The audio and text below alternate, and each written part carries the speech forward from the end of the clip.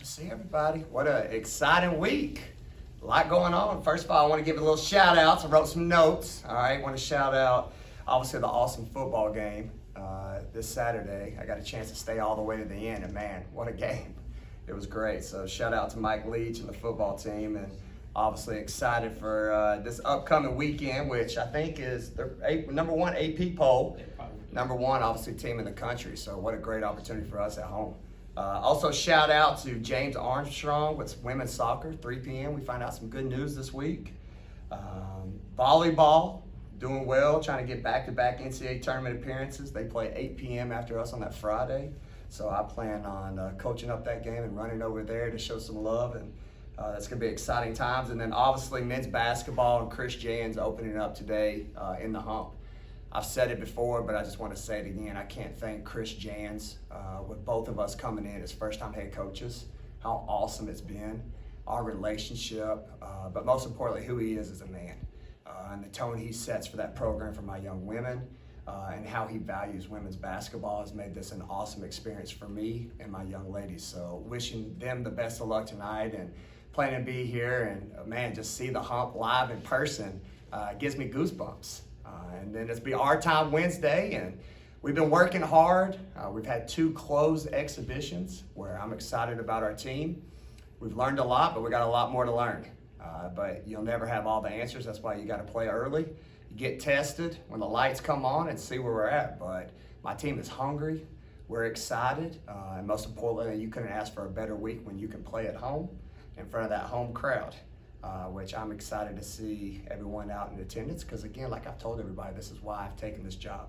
Women's basketball matters, and there's nothing better than playing here in the Hump because I can remember just, 8-9 months ago when I walked in with my wife and children and saw it, as I was looking around, and now to actually think that people will be in attendance, it brings me goosebumps. So with that being said, I'm ready for any questions. Robbie, go ahead. Sam, I know coaching is coaching. You've been doing it for a long time, but how different does this feel this week preparing for a game as a head coach? Yeah, great question. I think for me, honestly, where my mind's been, it's been everything besides coaching the game, with it being the responsibility on my shoulders. Do we have the uniforms? How are we looking with a game day management, schedule? I had a Zoom call with my parents yesterday. Because this is all new for all of us, just to let them know how are we going to operate, how are we going to, after home games, how am I going to go about things so they can see their child or what their expectations they can expect from themselves if we're on the road. So just a lot of just making sure the other stuff is taken care of so that way when the ball is tipped that we're ready to rock. So that's been my focus this week. And following up on that, I mean, what are the expectations for you, for your team, and how they prepare and how they play on game days? Yeah, it's respect everyone, fear nobody. That's been my motto at Louisville, and we take it one game at a time. I'm a big break it up in 4-minute segments. I want to see, no matter what the score is, a fight, a growth about us, and most importantly, a focus. We're not getting caught up too much on end goals, but just making sure we get off to a good start, which again, I mentioned earlier, being able to play at home and us going through this ringer together is a big thing because obviously we know what's coming next week. But again, I don't want to get talked up into that right now, but we got to make sure we come out the gates this first week. I was curious if you had a starting lineup in mind yet for the opening game. I do, but you know what? I'm not going to give it, so the fans have to come see in person, all right? So even though I love you guys and the media, I don't want to give that out yet, but my team knows, and I feel good about our rotation and excited to see what happens. Yeah, and I guess how much flexibility will you have with that, through non-conference game? I mean, do you expect to see different starting lineups in November and December? It could. Because I've told my young women that I'm a coach that you got to earn it. I don't ever want anybody to feel comfortable, including me or my coaching staff, that you got to perform, and then also what's best for the team. I can't say it enough. This is my first year with them. There's a lot of new bodies, so I have some ideas in mind, but that's where I learned from Jeff Walls, and I keep saying it, a future Hall of Famer, is his ability to adapt and change things up to make sure he puts a winning product on the floor. Is that same kind of mindset that I have. So we'll see how it goes. And then what are you expecting from Mississippi Valley State on Wednesday? Oh, well, it's opening day. They actually play an exhibition today game, which will be good for us. I have some old film. It's a first-year head coach for them too, so I'm anxious to see the film today because I don't want to give too much. That's what I told our staff. I want to watch this game today. I think it's at 5:30. North Alabama, we were just running down. They're playing now in the game, opening day. They have a kids game, so they were up, I think, 18-11 before we walked down. So today's gonna be a good day for me, or I should say tonight after the men's game, so I can watch the film and truly know what I'm looking, what we have to play and what we have to face this week. So. You have an interesting dynamic of players. You have some young players in there, but also pulled in some older players from other schools. And last year, this team just didn't have much depth at all. Right. So it's, you flip the script there. But how confident are you in the too deep for this team?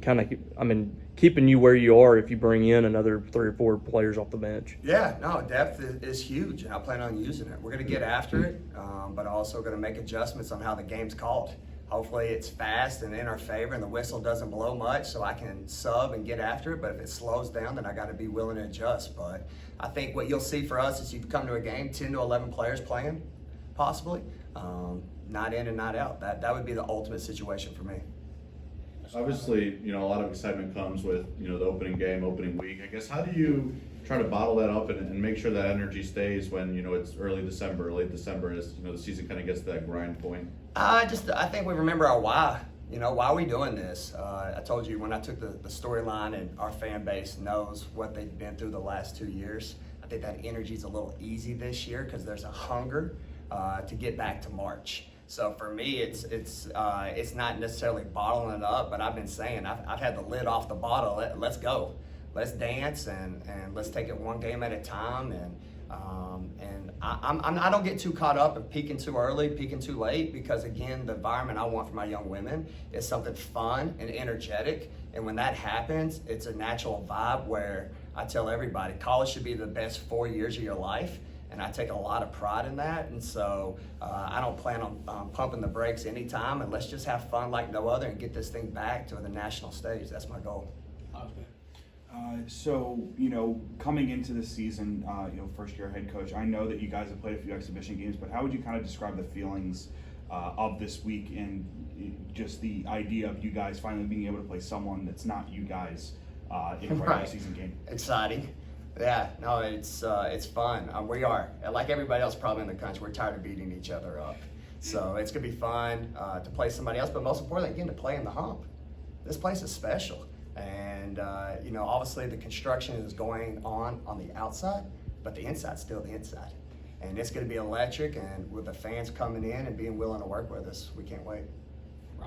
You mentioned a couple weeks ago you are going to be real slow with Danae and working her back Right. in. Is she available tomorrow? She is. Yeah, she is. Yeah, that's a great question. And that's where we talked about in the past. It's I don't want to put a number on her. I think fans are going to see I treat her a little different. If she kicks it off her foot, I'm okay with that.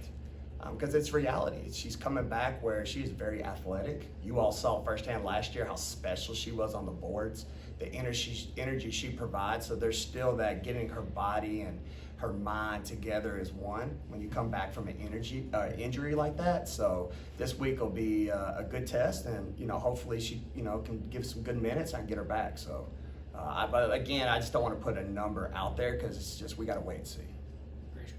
Yeah, and you mentioned how Chris Jans has supported women's basketball. What specifically has that support looked like from him? Well, first of all, who he is as a person. And I tell people all the time, this is what I love about Starkville. It's how you treat people. The fact that we, obviously in the same building over there, left and right of each other, but just coming down the staircase, saying hi to each one of my young women, stopping by practice and saying hello, out in dinner, getting up from the table. Those are small things just in life. More or less being a person, just a normal person, that he sets the tone. And when his players see the head coach do that, then that's the role model that I appreciate, because then his players follow suit for who he is and his staff is. So it's been awesome. Kind of just following up on the Danae question, are there any other injuries, concerns coming into the season? No. Right now we're good. Yeah, I'm going to redshirt Anaya Palmer. I don't think I've made a public announcement on that. So we've had a talk. She will redshirt because with the depth, it'll be good for her for another year of development. But other than that, everybody's healthy, everybody's ready to go and fight for these last 2 days of getting as much playing time for me as possible. Got time for one or two more?